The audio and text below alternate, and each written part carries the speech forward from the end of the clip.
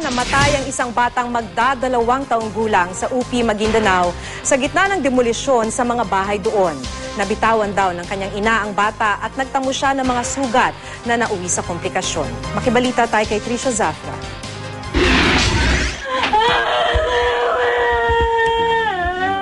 Paghagulgol na lang ang nagawa ni Norma Tambala bago ilibing ang kanyang bunsong anak na si Harry kahapon. Namatay ang 1 taon at 7 buwang gulang na bata dahil umano sa mga komplikasyong tinamo matapos mahulog habang nagkakagulo sa demolisyon sa kanilang lugar sa Barangay Mirab sa UP Maguindanao. Noong nakaraang Huwebes dumating ang demolition team kasama ang mga sundalo at pulis. Isa-isa raw nilang pinagdigiba ang nasa 16 na bahay roon.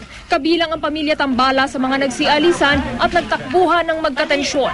Sa kasagsagan daw ng gulo, nahulog ang bata mula sa pagkakakarga ng kanyang ina. Hindi nila agad na ipasuri sa ospital ang bata dahil daw sa kahirapan. At nitong Lunes, bumigay na si Harry dahil sa lagnat at inindang mga pasa sa katawan. Huli na nang maitakbo siya sa ospital. Pero bukod sa pighating nararamdaman ngayon ng pamilya, dagdag pa sa kanilang problema ang kanilang matitirhan. Binawi na kasi ng pamilya ang lupang kinatitirikan ng kanilang bahay. Alinsunod ito sa desisyon ng Korte Suprema. Ayon sa mga residenteng mga katutubong Teduray, hindi makatarungan ang naganap na demolisyon sa kanilang lugar.